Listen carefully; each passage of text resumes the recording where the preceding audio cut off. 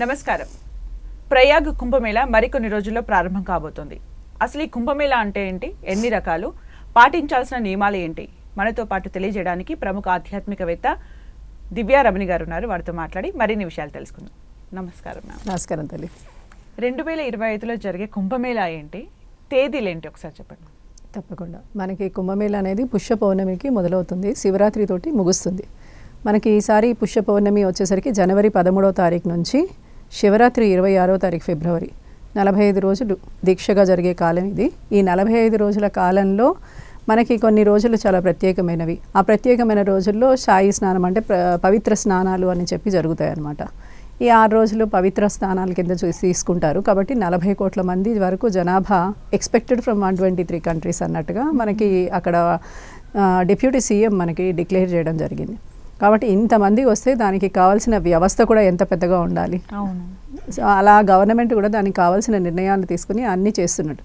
అయితే మనకి 12 రోజులు జరిగే పుష్కరాలే తెలుసు కదా. మనకి పుష్కరం అంటే 12 రోజులు జరుగుతుంది. 12 రోజులు కాస్త ఇక్కడ 45 రోజులు జరగాలంటే ఎంతమంది వస్తే భక్తులకి ఎంత విడిది, ఎంత తిండి అన్నీ ఉండడానికి, వాళ్ళకి స్నానాలకి, బాత్రూంలకి ఇలాంటి వ్యవస్థ అంతా ఏర్పాటు చేసినట్టు గవర్నమెంట్ నిర్ణయం చెప్తోంది. అలాగే వాటికి సంబంధించినవన్నీ కూడా VIP lodges, VIP cottages, VIP bathrooms, general పీపుల్కి కొన్ని బాత్రూమ్స్ ఇట్లా అని చెప్పి 1,60,000 కాటేజెస్ తయారు చేశారు. మామూలుగా 1-2 కాదు, 1,60,000 అంటే చాలా హ్యూజ్. ఎక్కడి నుంచి ఎంతమంది వస్తారు అలాగా. అంతమందిని ఇక్కడ ఆహ్వానం చేస్తున్నాము మన దగ్గర అని అంటే కనుక హై సెక్యూరిటీ అలర్ట్ని కూడా ప్రకటించారు. చెప్పలేము ఎక్కడి నుంచి ఎలాంటి వాళ్ళు వస్తారు అనేది. అందుకని చాలా ముందు నుంచే కొన్ని కిలోమీటర్స్ నుంచే కనుక ఈ వీళ్ళందరికీ పాదయాత్రనే వెళ్ళవలసి వస్తుంది. కాబట్టి లగేజ్ కూడా చాలా తక్కువగా తీసుకెళ్తే మనం బ్యాగ్ మోసుకెళ్ళగలిగేటట్టు ఉంటే మన లగేజ్ ఎక్కడ పెట్టలేము. కాబట్టి మన బ్యాగ్ కూడా మోసుకెళ్ళగలిగే అంత బరువునే తీసుకెళ్ళగలిగితే వీరికి స్నానం చేసుకుని మళ్ళీ రిటర్న్ రావడానికి కొంత దూరం నడవాల్సి వస్తే ఆ బ్యాగులతోటి, పెద్ద పెద్ద సూట్ కేసులతోటి కష్టపడకుండా జాగ్రత్తగా వెళ్ళి వచ్చేసే అవకాశం ఉంటుంది. తొక్కిసలాటలు అయ్యే అవకాశం ఉంటుంది. కాబట్టి దానికి తగ్గట్టుగా సెక్యూరిటీ అంటే ఎక్కడికక్కడ పోలీస్ వ్యవస్థని పెట్టారు. ఇది కాకుండా అన్ని స్థానాల్లో కూడా ఏఐతో కూడిన కెమెరాస్ని పెట్టేశారు. ఏఐతో కూడిన కెమెరాస్ వచ్చేసరికి ఏంటంటే 150 కిలోమీటర్స్ లోపలికి కూడా, మీటర్స్ లోపలికి, నీళ్ళ లోపల కెమెరాస్ పెట్టి ఎవరైనా మునిగిపోతున్నారు అని అనిపిస్తే కనుక వెంటనే రక్షించే విధంగా ఇలా ఏర్పాటు చేశారు. ఇవి కాకుండా వంతెనలు చాలా నిర్మాణం చేయడం జరిగింది. 60 వంతెనల వరకు నిర్మాణం చేశారు. దీన్ని 70 దాకా తీసుకెళ్దామని అనుకుంటున్నారు. కాకపోతే 140 వంతెనల వరకు నిర్మాణం జరిగింది. అయితే సిలిండర్స్ మీద ఇవి ఫ్లోటింగ్ అనమాట. ఇవన్నీ ఎప్పటి తర్వాత ఈ వ్యవస్థ అయిపోయిన తర్వాత తీసేసే విధంగా ఎంతటి 4 టన్నుల బరువు వరకు కూడా ఈ బ్రిడ్జ్ మోస్తుంది. పోయినసారి ఒకసారి బ్రిడ్జ్ కూలిపోయింది ఇలాంటి వాటిల్లో. అలా కాకుండా ఈసారి దానికి కావాల్సిన పటిష్టమైన వ్యవస్థని ఏర్పాటు చేయడమే జరిగింది. అలా కాకుండా ఇంకొకటి ఆ బ్రిడ్జ్ మీద కూడా సెక్యూరిటీని పెట్టారు. మొత్తం ఏర్పాట్ల గురించి చెప్పారు మ్యామ్. అంటే 40 కోట్ల మంది వరకు వస్తారని మీరు చెప్తున్నారంటే చరిత్ర కూడా తెలుసుకోవాలి. అసలు కుంభమేళా చరిత్ర ఏంటి? కుంభమేళా చరిత్ర వచ్చేసరికి హర్షవర్ధన్ అనే రాజు నుంచి మొదలైంది అని చెప్తూ ఉంటారు, చక్రవర్తి. అయితే మనకి గుప్తుల కాలము ఇలా కొన్ని కాలాలు ఉన్నాయి. చారిత్రక ఆధారాల ప్రకారం చూసుకుంటే కనుక మనకి శంకరాచార్య కూడా దీన్ని చేసినట్టుగా తెలుస్తూ ఉంటుంది. ఆది శంకరాచార్య స్వామి వారు కూడా చేసినట్టు తెలుస్తూ ఉంటుంది. అయితే మనకి హర్షవర్ధన చక్రవర్తి నుంచి ఇది జరిగింది అని మనకి చరిత్ర అని అంటే దీని గురించి కథ ఉంది మనకి. అయితే మనకి అందరూ మాట్లాడే కొన్ని ఉపకథనాలు ఉంటాయి, కథనాలు ఉంటాయి, కథలు ఉంటాయి. అయితే ఈ కథనాల్లో ఒకటి ప్రత్యేకమైన కథనం ఏంటి అని అంటే కనుక సామ అధర్వణ వేద ప్రకారంగా మనకి అప్పుడు క్షీరసాగర మదనం జరిగింది. ఈ క్షీరసాగర మదనంలో అమృతం ఉద్భవించింది. అమృతం ఉద్భవించినప్పుడు ఈ అమృతాన్ని కుండలో వచ్చింది కదా అమృతము, వెంటనే ఈ కుండని పట్టుకుని జయంతు అనే ఒక కాకి గబగబా తీసేసుకుని భూమి చుట్టూ 12 ప్రదక్షిణాలు చేశాడు. అందుకని 12 సంవత్సరాలకి ఒక్కసారి కుంభమేళా జరుగుతుంది మనకి. 12 ప్రదక్షిణాలు చేస్తే, అయితే 12 ప్రదక్షిణాలు చేస్తే 12 రోజులే జరగాలి కదా ఇలా అనిపించచ్చు. అయితే దేవతలకి వచ్చేసరికి మనకి 1 సంవత్సర కాలము వారికి 1 రోజు యొక్క పరిమితి దేవతలకి. కాబట్టి 12 సంవత్సరాలు అంటే ఏంటి, 12 రోజులు అంటే మనకి 12 సంవత్సరాలకి ఒక్కసారి వచ్చేది. అయితే 45 రోజులుగా జరిగేది. మనకి ఏదైనా దీక్ష అని అంటే మండలం దీక్ష తీసుకుంటాం కదా. మండలం దీక్ష అంటే అందరు 41, 42 దాన్ని తగ్గించుకుంటూ వచ్చారు. కానీ 44 అనేది మండలం దీక్ష యొక్క పరిమాణం. 44 రోజులకి పూర్తి అవుతుంది.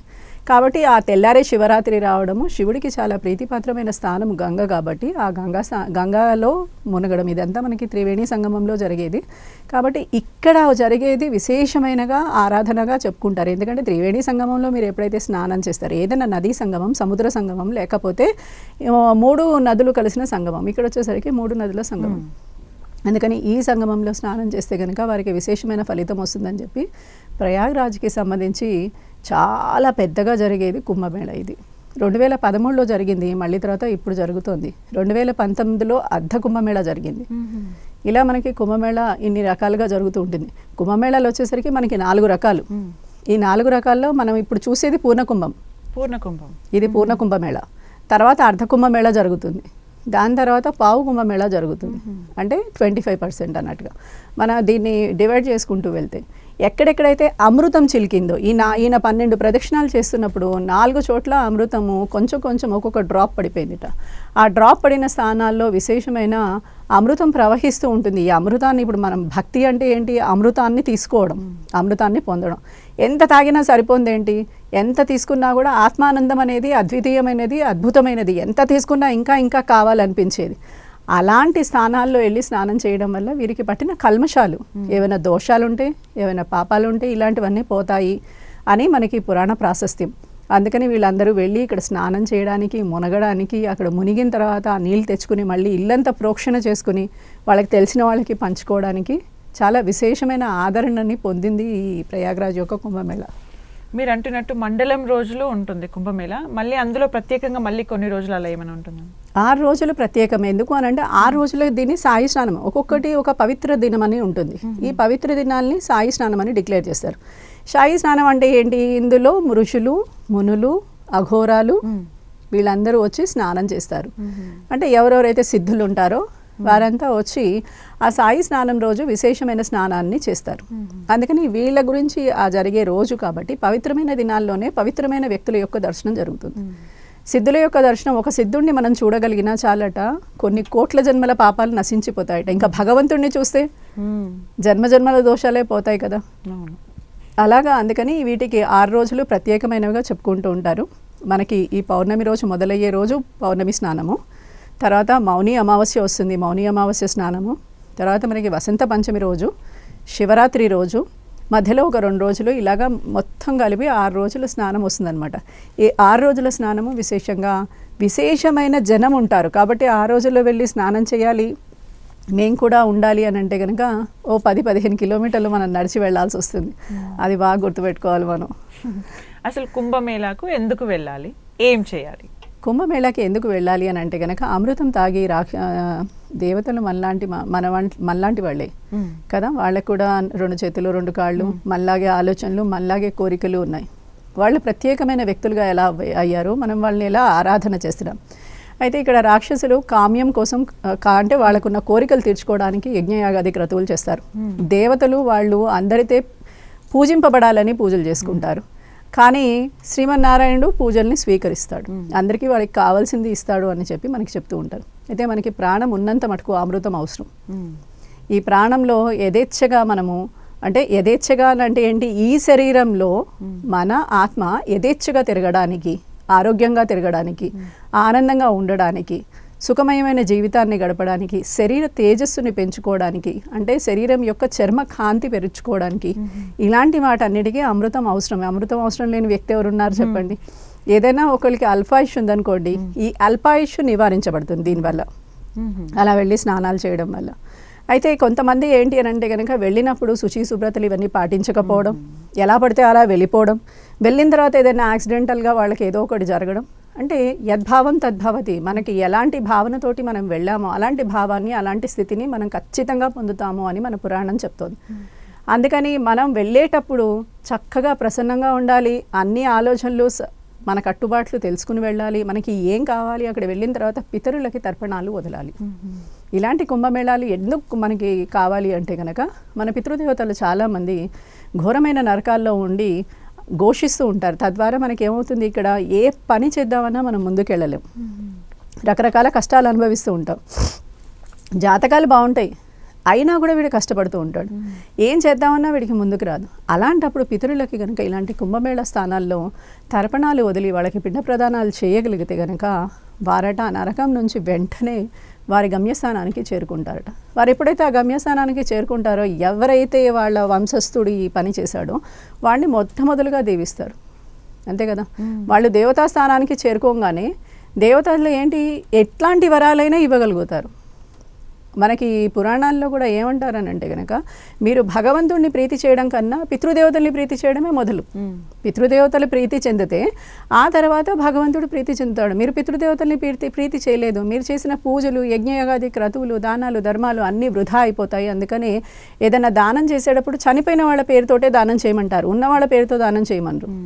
ఎందుకు? అయితే ఇప్పుడు ఎవరైనా మిస్ అయిపోయిన వాళ్ళు ఉంటారంటే తర్పణాలు వదలడం కానీ ఏమైనా ఎవరైనా వెళ్ళి అక్కడ చేయొచ్చు. ఎవరైనా అక్కడ వెళ్ళి కనుక తర్పణాలు వదిలితే కనుక వారికి ముక్తి కలుగుతుంది. వారికి ముక్తి కలిగితే మనకు కూడా కష్టాల నుంచి విముక్తి లభిస్తుంది. అందుకని ఇది చేస్తే మంచిది ఎవరైనా సరే. ఇక్కడికి విశేషంగా సాధువులు వస్తారు, నగ సాధువులు వస్తారు, అఘోరాలు వస్తారు. అసలు వీళ్ళందరి మధ్య డిఫరెన్స్ ఏంటి? నాగా సాధువులు, అఘోరాలు, సాధువులు, సిద్ధులు వీళ్ళంతా అంటే ఏంటి అంటే ఎవరికి వాళ్ళు వారికి ఒక వ్యవస్థని ఏర్పాటు చేసుకున్న వ్యవస్థ ఇవన్నీ. ఇప్పుడు చూడండి, ఒక సన్యాసించి ఒక పీఠాధిపతి ఉంటారు. ఒక పీఠాన్ని అధిరోహించి సన్యాసం తీసుకుంటారు కదా. సన్యాసం తీసుకునేదే ఎందుకు? వారు ఆ పీఠాన్ని అధిరోహించడానికి, దానికి సంబంధించిన కట్టుబాట్లని నియమాలని పాటించడానికి వారు సన్యసిస్తారు. ఆ సన్యసించిన తర్వాత ఆ కట్టుబాట్లలోనే వారి జీవితకాలం నడిచిపోతుంది. అలాగే అఘోరాలకు కూడా వారి కట్టుబాట్లు, వారి నియమాలు వేరే ఉంటాయి. మొట్టమొదలు బట్టలు వదిలేయడం నేర్చుకోవాలి వాళ్ళు. తర్వాత చనిపోయిన శరీరాన్ని తినాలి అని చెప్తూ ఉంటారు. ఇలాగ ఇవన్నీ మనం కొన్ని చేయగలుగుతామా అని అంటే ఏమో మనం చేయలేమేమో. వారు మనకన్నా ఉన్నతంగా ఆలోచించగలుగుతున్నారేమో. అది ఉన్నతమా కాదా అనేది మనం ఆలోచించే స్థితిలో కూడా మనం ఇవాళ రోజున లేమేమో. నాగా సాధువులు అనేసరికి వీరు ఎప్పుడూ అదృశ్యంగా ఉంటారు. వీళ్ళు ఎప్పుడు ఎవరికి పడితే వాళ్ళకి కనిపించి ఎవరితో పడితే వాళ్ళతో సంభాషించిన ఘటనలు మీకు ఎక్కడా కనిపించవు. వాళ్ళు ఎక్కడి నుంచి వస్తారో, ఎలా వస్తారో, ఎక్కడికి వెళ్ళిపోతారో, ఎలా వెళ్ళిపోతారో ఎవరికీ తెలియదు. సడన్గా వారి యొక్క దృశ్యమాన ప్రపంచంలో కనిపిస్తారు, అదృశ్యంగా మళ్ళీ మాయమైపోతారు. వెళ్ళిన దాఖలాలు కనిపిస్తాయి కానీ ఎక్కడికి వెళ్ళారు అనే దాఖలా కనిపించకుండా ఉంటుంది. అయితే వీళ్ళంతా ఏంటి అని అంటే కనుక ఈ బ్రహ్మాండాన్ని, మీకు తెలిసిందే కలియుగం అనేసరికి 3 పాదాలు పాపంతో నిండి ఉంటుంది, ఒక్క పదమే ధర్మం. అలాంటప్పుడు బ్యాలెన్స్ ఉంటుందంటారా? వంకర టింకరగా ఉంటాం మనం కూడా బ్యాలెన్స్ లేక. అయితే మనం ఇంకా బ్యాలెన్స్డ్గా ఈ అట్రాక్టివ్ భూమి మీద ఇంకా మనం ఉన్నాము అంటే కారణం ఏంటంటే ఇలాంటి వారి సాధువులు సిద్ధులు చేసిన తపస్సు వల్ల. మనం చేసేది చాలా కొంచెం. ఇదంతా ఈ భూమండలాన్ని కాపాడుతూ మనందరికీ ఒక మంచి ఎనర్జీని ఇస్తూ ఉంటుంది. లేకపోతే ప్రకృతి విలయాలు ప్రళయాల్లో మనం ఎప్పటికప్పుడు కొట్టుకుపోతూనే ఉండాల్సి వస్తుంది. వీరంతా మనకి చేసే ఉపకారం మహోపకారం, ఇది ఎవరు పూడ్చలేనిది తీర్చలేనిది అనమాట. ఇప్పుడు మీరు చెప్పిన కథ అనుసారంగా చూస్తే ఈ అమృతం కానీ ఏవైనా కూడా భారతదేశంలోనే పడ్డాయా? భారతదేశంలోనే పడ్డాయి. ప్రపంచం అంతా పడ్డట్టుగా ఎక్కడా చెప్పలేదు మనకి కథలో. పురాణ ప్రాశస్యంలో ఇదంతా వేద పురాణం ప్రకారంగా మనకు తెలిసిందే. అయితే దీంట్లో ఎక్కడా కూడా మనకి అన్ని చోట్ల పడ్డట్టు చెప్పలేదు. 4 స్థానాలు చెప్పారు. నాసిక్లో గోదావరి తీరం అది. తర్వాత మనకి ఉజ్జయిన్లో మీకు మహాకాళేశ్వరుడు తెలిసిందే. తర్వాత ప్రయాగ్రాజు, తర్వాత హరిద్వార్. ఈ 4 స్థానాల్లో గంగ ప్రవహిస్తూ ఉంటుంది. గంగ అంతర్వాహినిగా గోదావరి, తర్వాత గంగా అంతర్వాహినిగా ఇది ఇక్కడ మీకు నర్మదా నది. ఇలాగా ఈ 4 నదుల్లో మీకు ఖచ్చితంగా ఈ కుంభమేళా జరుగుతూ కనిపిస్తుంది. ఉజ్జయిన్లో ఎప్పుడు కానీ పావు కుంభమేళానే జరుగుతుంది. హరిద్వార్లోనూ మనకి ప్రయాగ్రాజ్లో వచ్చేసరికి పూర్ణ కుంభము, అర్ధ కుంభము జరుగుతుంది. తర్వాత నాసిక్లో వచ్చేసరికి కూడా పావు కుంభమేళానే జరుగుతుంది. ఇలాగా మనకి ఈ 4 చోట్ల కుంభమేళా జరిగిన కుంభమేళాల యొక్క ప్రాశస్యం డిఫరెంట్గా ఉంటుంది, ఒకేలాగా ఉండదు. మనం వచ్చేసరికి ఏమనుకుంటాం అంటే కుంభమేళా అంటే కుంభమేళానే అనుకుంటాం. అయితే ఈ తారాగతులు, గ్రహగతులు వీటిలన్నిటి ప్రకారంగా చూసుకుని ఆ క్యాల్కులేషన్స్ ప్రకారం వచ్చేది.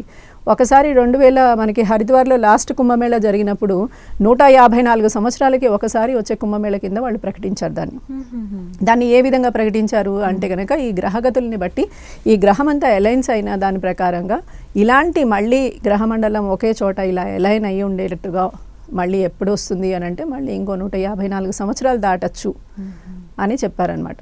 అలాగా ఇలాంటివి చాలా జరగచ్చు, అద్భుతాలు. 2013లో జరిగారు మ్యామ్. అంటే మహాకుంభమేళా ఇప్పుడు మీరు చెప్పినట్టు 154 సంవత్సరాలకు వచ్చే కుంభమేళా ఇవంతా జ్యోతిష్యులు లెక్క కట్టేదమ్మా. ఇదంతా ఏంటి, జ్యోతిష సిద్ధాంత ప్రకారంగా గ్రహగతుల్ని, స్థితుల్ని, వాటిల్ని, తారాబలాన్ని, తారాగతుల్ని ఏ దాని వల్ల మనకి పుణ్యం వస్తుంది ఎక్కువగా. పుష్యంలో వచ్చే పౌర్ణమి చాలా విశేషమైనది అని చెప్తారు. మనం ఏం చేస్తాం ఇక్కడ మకర సంక్రాంతి అని చెప్పి శూన్యమాసం కింద డిక్లేర్ చేసి మనం ఏమీ చేయకుండా దీన్ని మకర సంక్రాంతి కింద భోగ్యంగా భోగి చేసుకుంటాం. ఆ రోజున భోగి చేసుకోవడం వల్ల ఏంటి అంటే ఆ రోజు ఏది పొందినా మనం కూడా తెలుసో తెలియకో మనం చేసే పండుగలో కూడా మనకి తెలియదు కానీ మన ఋషులకి తెలుసు. చేసే దాంట్లో కూడా ఏంటి భోగిని ఇచ్చారు అంటే ఏంటి, ఆ రోజు మీరు కొత్త బట్టలు కట్టుకుంటారు, ఆ రోజు పిండి వంటలు చేసుకుంటారు, ఆ రోజు అన్ని భోగభాగ్యాలు అనుభవించేది, భోగభాగ్యాలని పొందే రోజు అని చెప్పారు. అందుకని అక్కడ కూడా మనకేమవుతుంది, అది మొదలవడమే పుష్య పౌర్ణమికి మొదలవుతుంది. సంక్రాంతికి కుంభమేళాకి ఎలాంటి సంబంధం అయితే ఎలాంటి సంబంధము లేదు. ఓకే, అలాగే మ్యామ్. ఎందుకంటే మనం సంక్రాంతి ప్రతి సంవత్సరం చేసుకుంటాం, కుంభమేళా వచ్చేసరికి 12 సంవత్సరాలకు ఒకసారి జరుగుతూ ఉంటుంది. అంటే కొంతమంది 13th వస్తుంది కదా, ఏమైనా ఉందేమో అని అనుకుంటారని మరొకసారి ఆ ప్రశ్న అడగడం జరిగింది. ఎవరైనా అంటే ఇప్పుడు ఒక సామాన్యుడు కుంభమేళా అంటే తెలియదు, ఒక ఎంటర్టైన్మెంట్గా కూడా టూర్స్ లాగా కూడా వెళ్ళే వాళ్ళు ఉంటారు. వాళ్ళందరికీ మీరు చెప్పేది ఏంటంటే ఏం చేయాలి, ఏం పాటించాలి, అక్కడ మినిమం చేయాల్సింది ఏంటి? మినిమంలో మినిమం మనం చేయాల్సింది ఏంటి అని అంటే కనుక సలక్షణంగా వెళ్ళడం. ఏదైనా దిగేసుకుని వెళ్తే అక్కడ చెప్పలేము, ఒకటి ఫస్ట్ పాయింట్. సెకండ్ పాయింట్ ఏంటి అంటే మీ సెక్యూరిటీ మీరే చూసుకోవడం. మీ సెక్యూరిటీకి సంబంధించి ఎవరో చూసుకుంటారు, గవర్నమెంట్ నిర్ణయాలు తీసుకుంటుంది, చెప్తుంది. అన్ని కోట్ల మంది వచ్చినప్పుడు గవర్నమెంట్ ఇచ్చే సెక్యూరిటీ ముందు అన్ని కోట్ల మంది జనాభా ముందు అది బ్యాలెన్స్ అవ్వదు ఎప్పుడు. కాబట్టి మన సెక్యూరిటీ మనమే చూసుకోవాలి. మన పిల్లలు ఎవరైతే ఉన్నారో వారి సెక్యూరిటీ కూడా మనమే చూసుకోవాలి. మనం చూసుకోగలం అనుకున్నప్పుడే అలాంటి ప్రాంతాలని విజిట్ చేయాలి ఇలాంటి సమయాల్లో మొట్టమొదటి. రెండవది ఏంటి అని అంటే కనుక ఇప్పుడు కాకపోతే నేను ఎప్పుడు వెళ్తానంటే ఇంకో 12 సంవత్సరాల తర్వాత వెళ్ళొచ్చు, లేకపోతే 6 సంవత్సరాల తర్వాత అర్ధ కుంభ వస్తుంది అప్పుడు వెళ్ళొచ్చు, లేకపోతే పావు కుంభలోకి వెళ్ళొచ్చు. కానీ ఖచ్చితంగా వెళ్ళొచ్చు, ఇది కాకపోతే ఇంకోసారి వెళ్ళొచ్చు. అందుకని దీంట్లో మనం తీసుకోవాల్సింది ఏంటంటే సెక్యూరిటీ పరమైన నిర్ణయాలు. ఆహారం సరిగ్గా ఉండదు, అక్కడ 10 డిగ్రీల చలితోటి ప్రస్తుతం ఉంది, మనం 10 డిగ్రీల చలితోటి ఉండట్లేదు, 21 డిగ్రీస్ నుంచి 18 డిగ్రీస్ మధ్యలో మనం ఉన్నాము. కాబట్టి అక్కడికి వెళ్ళినప్పుడు కావాల్సిన చలికోట్లు అవన్నీ తీసుకొని వెళ్ళడము. ఎక్కడైనా మీరు స్నానం చేయడానికి అక్కడ ప్రయాగ్రాజ్లో గంగ చాలా తీవ్రంగా ప్రవహిస్తుంది, హరిద్వార్లో కూడా గంగ చాలా తీవ్రంగా ప్రవహిస్తుంది, కాశీలో చూస్తే గంగ చాలా శాంతంగా ఉంటుంది, అసలు ఈమె వెళ్తోందా వెళ్ళట్లేదా అన్నట్టుగా కనిపిస్తుంది. అంత తేడా అనమాట అన్ని స్థానాల్లో. అక్కడ వెళ్ళినప్పుడు మీకు నీటి ఉధృతి ఎక్కువగా కనిపించింది, బోట్లలో మధ్యలో వెళ్ళి ప్రయాణం చేసి మధ్యలో వెళ్ళి మేము మునుగుతాము అని అంటే కనుక పోయినసారి కుంభమేళాలో ఒక బోటు బోల్తా పడిపోయింది. చాలా మంది జనాలు అందులో ఎక్కేయడం వల్ల ఆ బోట్ బోల్తా పడిపోయింది, ఆ నీళ్ళలో కొట్టుకుపోయారు, కొంతమందిని కాపాడారు, అది వేరే విషయం. కానీ మనం తీసుకునే నిర్ణయాలు, ఆ సమయంలో మనం తీసుకునే నిర్ణయాలు చాలా ఇంపార్టెంట్. మీరు ముందు నుంచి ఇక్కడ మనం ఒడ్డు నుంచున్నా గోదావరి గంగానే ఉంటుంది, లోపలికి వెళ్ళినా గంగానే ఉంటుంది, ఆ తర్వాత మధ్యలోకి వెళ్ళినా గంగే ఉంటుంది కదా, గంగా నదే కదా. అయితే మనం ఎంతవరకు మునగలుగుతామో అంతవరకు వెళ్ళి మళ్ళీ మనం రిటర్న్ రాగలిగే స్థానాన్ని చూసుకోవాలి ఎప్పుడూ కూడా. బాగా జనం సందోహంగా ఉన్న స్థానాల్లో ఉండకుండా తక్కువ జన సందోహాలు ఉన్న స్థానంలో ఉండి మీ యొక్క సెక్యూరిటీని మీరే చూసుకోవడం. ఎందుకంటే ఒకళ్ళు మునుగుతూ వాళ్ళు పడిపోతే మనల్ని కూడా తోసే అవకాశం ఉంటుంది. అందుకని అలాంటి సెక్యూరిటీస్ అన్ని మనం తీసుకోవడం. వెళ్ళిన వాళ్ళంతా తక్కువ ఆభరణాలు తక్కువ డబ్బు తీసుకెళ్ళడం మంచిది. అలా అయితే కనుక దొంగతనాలు జరగవు, మనం ఎక్కడ తిరగక్కర్లేదు. అండ్ వెళ్ళిన పనికి వెళ్ళడము, ప్లాస్టిక్ని అసలు వాళ్ళు పూర్తిగా ఖండించారు, ఇది చెప్పడం మర్చిపోయాను నేను. అయితే మొత్తం ఉత్తర భారతదేశంలో వీళ్ళు ఏమని పెట్టారు అని అంటే కనుక ఈ కుంభమేళాకి వచ్చేవాళ్ళు 0 ప్లాస్టిక్. కాబట్టి ప్లాస్టిక్ని ఏవి తీసుకెళ్ళద్దు, ప్లాస్టిక్ ఎక్కడ పడితే అక్కడ పడేయద్దు. ఎందుకంటే వాళ్ళు పాపం ఆ గంగా నది తీరాన్ని నుంచి అంత ఊరికే చెత్త ఏరడమే సరిపోతుందట. అందుకని మీరు వెళ్ళిన స్థానంలో చెత్త వేయద్దు. నదిలో స్నానం చేసేటప్పుడు మనం సబ్బులు, నలుగు పిండులు, ఇలా షాంపూలు ఇలాంటివి వాడకూడదు. ఎందుకు అంటే లోపల ఉన్న ఈ చేప సంతతి ఏదైతే ఉందో అవన్నీ చనిపోయే అవకాశం ఉంటుంది. మనం వెళ్ళేది మనం పుణ్యాన్ని పొందడానికి కానీ పాపాన్ని చేయడానికి కాదు. కాబట్టి ఇలాంటివన్నీ తీసుకుంటే మంచిదమ్మా. అలాగే 44 రోజులు కదా మ్యామ్, అంటే స్త్రీలు వెళ్ళడానికి ఏమైనా ప్రత్యేకత? స్త్రీలకి ప్రత్యేకమైన నియమం అంటే కనుక వీళ్ళు పీరియడ్స్లో ఉన్నప్పుడు వెళ్ళకపోతే మంచిది. అదొక్కటే వీళ్ళ నియమంగా పెట్టుకొని వెళ్తే, జుట్టు విరపోసుకోకుండా చక్కగా నీట్గా జడ వేసుకుని ఉంటే ఆ జుట్టు వల్ల వీళ్ళకి ఇబ్బంది కలగకుండా ఉంటుంది. ఎవరైనా పట్టి పీకేసే అవకాశాలు ఉంటాయి ఇలాంటి వాటిల్లో. ఎందుకంటే వాళ్ళు మునుగుతున్నప్పుడు ఎవరు ఏది బ్యాలెన్స్ తప్పింది అనుకోండి, ఏది పట్టుకుని లాగుతారో తెలియదు. అది మన జుట్టే అయితే మనం చాలా అవస్థపడాల్సి వస్తుంది. అందుకని జడ కట్టుకుని దగ్గరగా కట్టుకుని వెళ్ళడము. మీరు వేసే దుస్తులు వేరే వాళ్ళని ఆకర్షించే విధంగా లేకుండా ఉంటే చాలు. ఎందుకు అని అంటే కనుక ఇలాంటి వాటిల్లో వెళ్ళినప్పుడు వేసే దుస్తులు కూడా చాలా ఇంపార్టెంట్ అవుతాయి. ఎవరు మనకి తెలిసిన వాళ్ళు ఉండరు, రకరకాల మనుషులు రకరకాల స్థానాల నుంచి వస్తారు. ఏకంగా 123 దేశాల నుంచి జనాలు వస్తున్నారు అని అంటున్నారు. అంటే ఒక్కొక్కరు ఎలాంటి వాళ్ళు ఉంటారో కూడా మనకేం తెలియదు. కాబట్టి మన సెక్యూరిటీకి తగ్గట్టుగా మంచి బట్టలు వేసుకొని చక్కగా వెళ్ళి స్నానం చేసి వస్తే మనం మార్చుకునే విధంగా మళ్ళీ బట్టలు ఉండేటట్టు.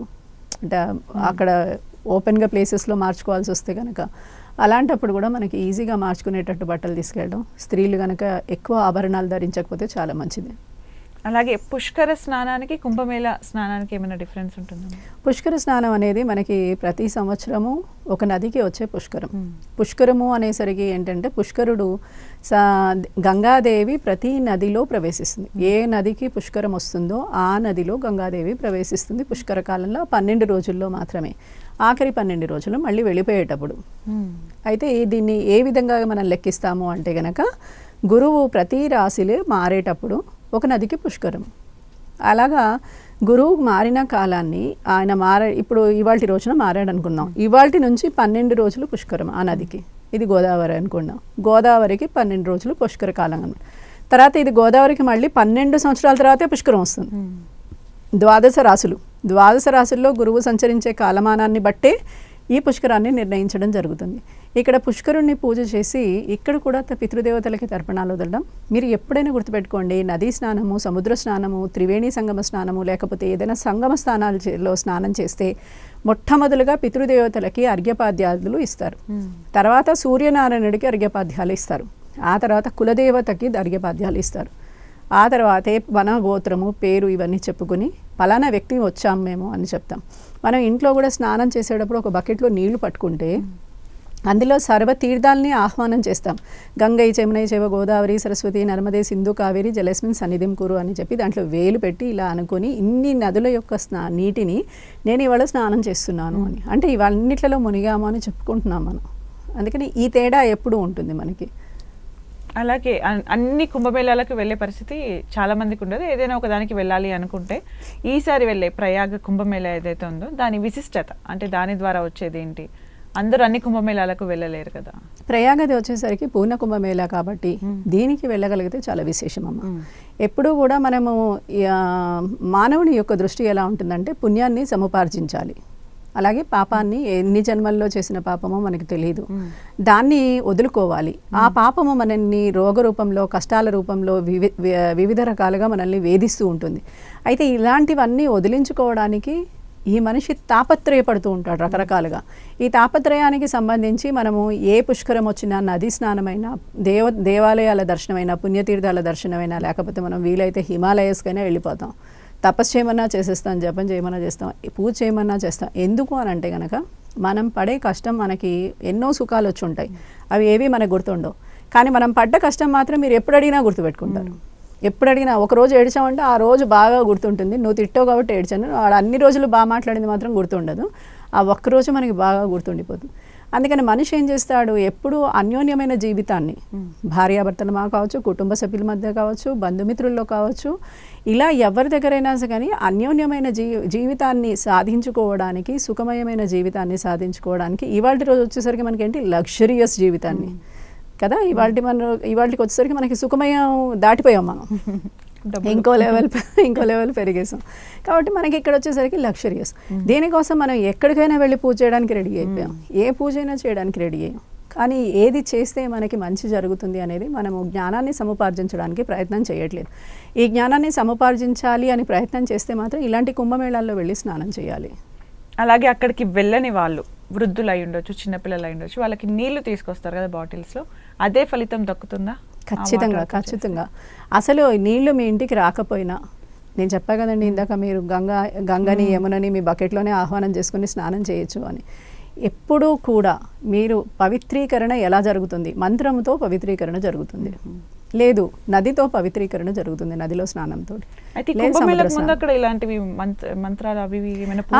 మనం పూజారులు అంతా ఉన్నారండి అక్కడ, బాగా పూజారులను పెట్టారు, కాశీ నుంచి మొత్తం అక్కడ ఉన్న యూపీ నుంచి ఉన్న వాళ్ళందరూ అక్కడే వచ్చి అక్కడే పూజల్లో పార్టిసిపేట్ చేసేటట్టుగా చాలామంది బ్రాహ్మణులు మరింత పవిత్రతని తీసుకొస్తున్నారు. మళ్ళీ అది కుంభమేళాని మొదలు పెట్టే రోజు కూడా దానికి విశేషంగా పూజలు నిర్వహించారు. రకరకాల సిద్ధులు, సాధువులు, మళ్ళీ శంకరాచార్య మఠం వాళ్ళు వీళ్ళందరూ వచ్చి అక్కడ చాలా పూజలు నిర్వహించి శివుణ్ణి ఆహ్వానం చేశారు, గంగని ఆహ్వానం చేశారు, విష్ణువుని ఆహ్వానం చేశారు, సరస్వతిని ఆహ్వానం చేశారు, అలాగే యమునను కూడా ఆహ్వానం చేశారు. ఈ 3 నదుల్లో కనుక స్నానం చేస్తే వచ్చిన వాళ్ళందరికీ కూడా సకల దోషాలు పోవాలి అని చెప్పి వీరందరూ బాగుండాలి, లోక కళ్యాణం జరగాలి. ఈసారి మనకు వచ్చే ఈ కుంభమేళా వల్ల లోకంలో ఎంతమంది వచ్చినా ఎక్కడి నుంచి వచ్చినా అందరికీ కళ్యాణం జరగాలి. కళ్యాణం అంటే ఏంటి? పెళ్ళి అవ్వడం కాదు. కళ్యాణం అంటే మంచి జరగడం, అందరికీ కళ్యాణం జరగాలి. ఈ కళ్యాణం జరిగినందువల్ల వాళ్ళు ఇంకొకరికి కొంతమందికి చెప్తే మళ్ళీ వాళ్ళు కూడా వచ్చి అయ్యో మా కష్టం నెరవేరింది కాబట్టి మీరు కూడా వెళ్ళండి, మీ కష్టం కూడా తీరుతుంది అంటే కనుక వీళ్ళు కూడా వస్తారు. అలాగా చాలామంది వెళ్ళే అవకాశం ఉంటుంది కాబట్టి ముందే పవిత్రీకరించారు అంతా. ఇప్పుడు ప్రయాగ్లో జరుగుతుంది కదా మ్యామ్, ఆ వాటర్ ఎక్కడెక్కడ ఫ్లో అవుతుందో అక్కడ మొత్తం కూడా సరౌండింగ్స్ విలేజెస్ కావచ్చు, అది ఎంతవరకు ఫ్లో ఉంటే అక్కడ మొత్తం కూడా మీరు చెప్పేవన్నీ ఉంటాయంటే అంత పవిత్రంగా ఉంటుందా? ఎక్కడైనా చేయొచ్చా? ఎక్కడైనా చేయొచ్చమ్మా పుష్కర స్నానం. మీరు త్రివేణి సంగమంలో స్నానం చేయాలనుకున్నప్పుడు సంగమ స్థానానికి వెళ్ళాలి. సంగమ స్థానానికి ఎప్పుడు వెళ్తాం మనము? త్రివేణి సంగమంలోనే స్నానం చేయాలనుకున్నాం. నదిను సముద్రము కలిసిన స్థానంలో స్నానం చేయాలనుకున్నప్పుడు ఆ సముద్రము నది దగ్గరికి వెళ్తాం. ఇప్పుడు అంతర్వాహినిగా ఇప్పుడు గోదావరి ఉంది, అంతర్వేది దగ్గర కలుస్తుంది సముద్రాన్ని. ఆ స్థానంలో వెళ్ళి చేయాలన్నప్పుడు చాలా ఉధృతిగా ఉంటుంది అక్కడ. మనం వెళ్తే చాలా మటుకు ఆపేస్తూ ఉంటారు, ఎందుకంటే సముద్రంలో కొట్టుకుపోయే అవకాశం ఉంటుంది, ఇసుక చాలా లోతుగా ఉంటుంది. కానీ అదే నదీ స్నానంలో ఇసుక ఇంత ఉండదు, సముద్రంలో ఉన్నంత ఇసుక నదిలో ఉండదు. కాబట్టి మీకు ఏమవుతుంది, ఇక్కడ బ్యాలెన్స్డ్గా ఉంటారు మీరు. ఇక్కడ వెళ్ళినప్పుడు మీరు 3 నదుల సంగమంలో అయినా 2 నదుల సంగమంలో అయినా స్నానం చేసినా మీకు ఇబ్బంది ఉండదు. నాకు సంగమం అవసరం లేదు, నేను ముందుకు వెళ్ళి స్నానం చేస్తాను అని అంటే కూడా ముందుకు వెళ్ళి, అందరూ అక్కడే మునగాలనంటే అది సాధ్యం కాకపోవచ్చు. అందుకని తీరంలో నుంచుని ఆ స్థానాన్ని చూస్తూ అయినా కూడా స్నానం చేయొచ్చు. కుంభమేళ అనేది ఎందుకు వచ్చింది పేరు? ఇది మనకి అమృతం అనేది పూర్ణ కుంభంలో వచ్చింది. కుంభం అంటే ఏంటి? కుండ అనేది బంగారు కుండలో అమృతము ఉద్భవించింది క్షీరసాగర మదనంలో. ఈ క్షీరసాగర మదనంలో ఉద్భవించిన కుండని ఎత్తుకుపోయింది ఎవరు? కాకి. మనం కాకినే ఇవాళ ప్రత్యేకంగా పూజ చేసి కాకికే మనం పిండ ప్రదానాలు చేసి పితృదేవతలకి అర్పిస్తూ ఉంటాం కదా. అయితే ఈ కాకే మనకి కొంత మేలు చేసింది కదా. 4 చోట్ల ఇది అమృతం పడకపోతే మనకి ఎక్కడదండి మేలు? ఈ కుంభమేళ ఎక్కడిది? అందుకని ఈ కుంభంలో తీసుకుని అది తిరిగింది కాబట్టి, అక్కడ నీళ్లు పడ్డాయి కాబట్టి మనం దానికి కుంభమేళ అని పేరు పెట్టాము. అయితే మన సృష్టి కూడా మొదలైంది ఒక కుంభం నుంచే, పూర్ణ కుంభం నుంచే సృష్టి కూడా మొదలైంది. ఈ సృష్టి మొదలవడానికి సృష్టి ఎక్కడి నుంచి మొదలు పెట్టాలి అని త్రిమూర్తులు తర్జన భర్జన పడుతున్న సమయంలో కుంభంలో విష్ణుమూర్తి, కుంభంలో పైన కొబ్బరికాయ పెడతాం కదా, ఆ కొబ్బరికాయలో శివుడు, బ్రహ్మేమో పూజ చేస్తూ నీళ్ళల్లో వదిలేశారు. అంతా జలమయం కదండి, ఇక్కడ నీళ్ళల్లో వదిలేశారు. ఆ కుంభం ఎక్కడ ఆగిపోతే అక్కడ నుంచి సృష్టి మొదలెట్టారు. అంటే మన సృష్టి కూడా మొదలైంది అక్కడి నుంచే, కుంభం నుంచే. అందుకని కుంభం అనేది ఎప్పుడు పూర్ణతని సిద్ధించుకుంది, ఆపాదించుకుంది. ఇది మట్టి నుంచి వచ్చింది, మట్టిలోనే కలిసిపోతుంది. మన శరీరం కూడా మట్టి నుంచి వచ్చింది, మట్టిలోనే కలిసిపోతుంది. మనం కూడా ఇవాళ రోజున పూర్ణ కుంభ ఆకారంలో ఉన్నాం. అంటే మనకి ప్రాణం ఉన్నంత మటుకు పూర్ణమైన కుంభమైన ఆకారంలో ఉన్నాం. మన లోపల ఉన్నవాడెవరు? విష్ణుమూర్తి. ఆ జలంలో కూర్చున్నవాడెవరు? విష్ణుమూర్తి. మన తలపైన ఉన్నవాడెవరు? మనకి త్రినేత్రం అంటాం కదా, శివుడు. ఎక్కడ మీరు వదిలేసేది లేదు ఎవరిని వదిలేసినా ఏంటి, మళ్ళీ మీరు పూజ చేయించుకోవడానికి ఎవరి దగ్గరికి వెళ్తారు? బ్రాహ్మణుడి దగ్గరికి, బ్రహ్మే ఆయన. అలాగా మీకు మొత్తం మనకి ఈ సృష్టి యొక్క క్రియని బ్యాలెన్స్డ్గా కనిపిస్తుంది. ఏది మన శరీరంలోనే ఉందమ్మా. అది ఏ కులం వాళ్ళు, ఏ మతం వాళ్ళు అనేది కాదు. ఆఖరికి స్త్రీయా, పురుషుడా, చిన్న పిల్లాడా, పెద్దవాడా, ముసలివాడా అనేది లేదు. ప్రతి ఒక్కడికి ప్రాణం ఉన్నంత మటుకు వీరు ముగ్గురు వాళ్ళతోటే ఉంటారు. ఫైనల్గా ప్రేక్షకుల కోసం ఈసారి వచ్చే కుంభమేళాకు సంబంధించి ఏమైనా చెప్పాలనుకుంటున్నారు? తప్పకుండా ఈసారి వచ్చే కుంభమేళాని మీరు ఎవరైతే దర్శనం చేసుకుంటారో వారందరూ ఖచ్చితంగా మీ పితృదేవతల్ని స్మరణ చేయండి. మీకు తెలిసిన వాళ్ళని కూడా ఎవరైనా చనిపోయి ఉంటే వాళ్ళు వచ్చుకుంటారులే, వాళ్ళు చేస్తారులే అని అనుకోకుండా వాళ్ళని కూడా స్మరణ చేసుకోండి. ఎవరికి ఎంతమందికి ఎక్కువగా మీరు తర్పణాలు వదలగలిగితే మీరు అంత పుణ్యాన్ని ఆపాదించుకుంటారు. అదే కాకుండా మన చుట్టూ అనేక క్రిమి కీటకాదులు మనల్ని తెలుసో తెలియకో చనిపోతూ ఉంటాయి. అలాంటి వాటిలన్నిటికీ వృక్షజాతులకి పశుపక్షాదులకి అన్నిటికీ తర్పణాల్ని వదలడం వల్ల మీకు వచ్చే పుణ్యము ఆఖరికి చిత్రగుప్తుడు కాదు ఎవ్వరూ లెక్కించలేరంట. అంతటి పుణ్యాన్ని ఆపాదించుకుంటారు. పుణ్యం వస్తే ఏం చేస్తాము అని అంటే కనుక వచ్చే జన్మ లేకుండా జన్మరాహిత్యాన్ని పొందే అవకాశం ఉంటుంది. ఈ జన్మలో ఉన్న కష్టాన్ని మనం తొలగించుకునే అవకాశం ఉంటుంది. కాబట్టి ప్రయత్నం చేసి చూడండి, ఒకసారి చూద్దాం వచ్చేసరికి ఎలా ఉంటుందో. Thank you so much ma'am, చాలా చక్కటి విషయాలు తెలియజేసినందుకు థ్యాంక్ యూ సో మచ్. చూశారు కదండి, ప్రయాగ్ కుంభమేళాకు సంబంధించి ప్రత్యేక కార్యక్రమం. మరో అంశంతో మళ్ళీ కలుద్దాం. నమస్కారం.